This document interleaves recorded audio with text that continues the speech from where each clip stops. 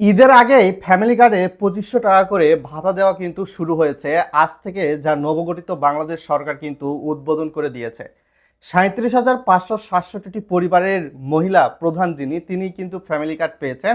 আস্তে আস্তে ধাপে ধাপে এটা ৪ কোটি পরিবার বা ৪ কোটি মহিলার মধ্যে কিন্তু অন্তর্ভুক্ত করা হবে। তো আজকে কিন্তু এটার উদ্বোধন শুরু হয়ে গেছে এবং আজ থেকেই কিন্তু টাকা প্রদান করা শুরু হয়ে গেছে।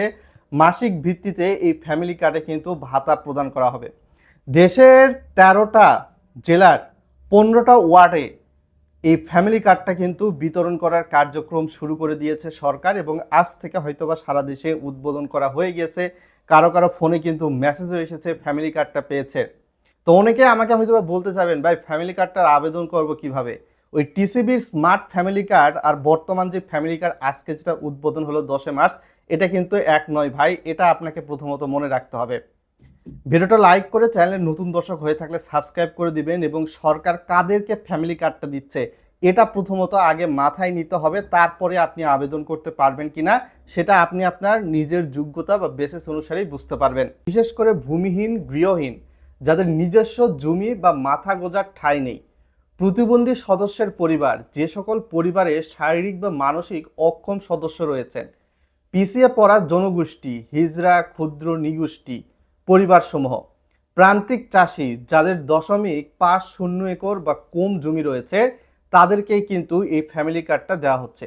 আর ফ্যামিলি কার্ডের যে ভাতা পদ্ধতিটা সংযুক্ত করা হয়েছে, এই কার্ডে কিন্তু এনএফসি ফিচার থাকবে, যার মাধ্যমে আপনি এটিএম বুথ থেকেও টাকা উত্তোলন করতে পারবেন, অথবা যদি মনে করেন যে সরাসরি বিকাশ রকেট নগদ থেকে টাকা উত্তোলন করবেন, ফ্যামিলি কার্ড আবেদনের সময় যে নাম্বারটা আপনি দিয়েছেন সেখানেই টাকা আপনাকে প্রদান করা হবে। বিষয়টা হয়তো বা বুঝতে পেরেছেন, এবং ফ্যামিলি কার্ডটা কেমন করা হয়েছে স্ক্রিনে কিন্তু আমি আপনাদেরকে দেখিয়ে দিচ্ছি এই মুহূর্তে। তো ফ্যামিলি কার্ড আসলে কারা কারা পাবেন না বা অযোগ্যতার সত্ত্ব, সোমবার সম্মেলনে জানানো হয় একটি কার্ডের মাধ্যমে একটি পরিবারের ৫ জন সদস্য সুবিধা পাবেন। তবে কিছু ক্ষেত্রে পরিবারকে অযোগ্য বলে গণনা করা হবে যারা ফ্যামিলি কার্ড পাবে না। পরিবারের কোনো সদস্য সরকারি বা স্বায়ত্তশাসিত প্রতিষ্ঠানের পেনশনভোগী হলে, পরিবারের নামে বাণিজ্যিক লাইসেন্স বা বিলাসবহুল সম্পদ, অর্থাৎ আপনার হয়তো বা গাড়ি রয়েছে, কার বা এসি রয়েছে বাসায়, সে সকল ক্ষেত্রে ৫ লাখ টাকার বেশি সঞ্চয়পত্র থাকলেও কিন্তু ফ্যামিলি কার্ড পাবেন না। সো এইটাই ছিল মোরাল অফ দ্য স্টোরি। আপনারা হয়তোবা নিচের দিকে আবারও ওই একই বিষয় দেখতে পারতেছেন, ওখানে হয়তোবা এক এক করে লেখা ছিল, এখানে সম্পূর্ণ বিষয়টা লেখা রয়েছে। তো ফ্যামিলি কার্ডের অর্থ সরাসরি সুবিধাভোগী নারীর মোবাইল ব্যাংকিং অ্যাকাউন্টে, অর্থাৎ নারীর এনআইডিতে রেজিস্ট্রেশন করা সেই মোবাইল ব্যাংকিং অ্যাকাউন্টেই পাঠানো হবে বা ব্যাংক অ্যাকাউন্টে জমা হবে, যা আগেই বলেছি।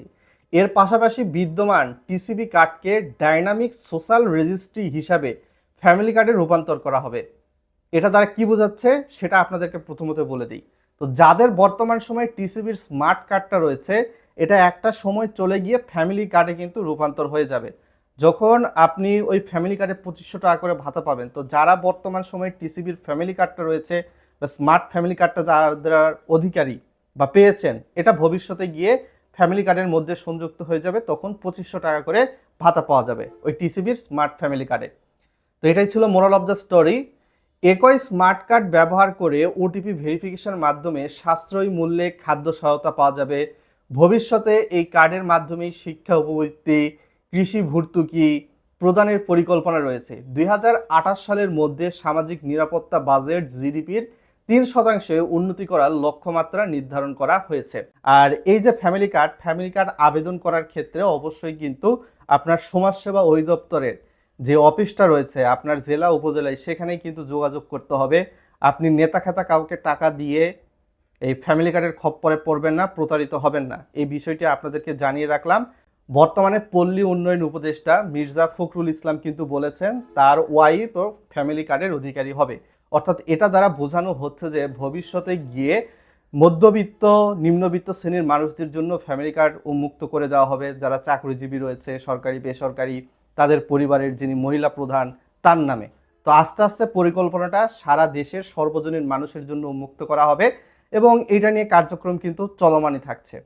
তো ফ্যামিলি কার্ড নিয়ে আপনার কি ওপিনিয়ন অবশ্যই ভিডিওর কমেন্ট বক্সে লিখে জানাতে ভুলবেন না, ভালো নাকি মন্দ।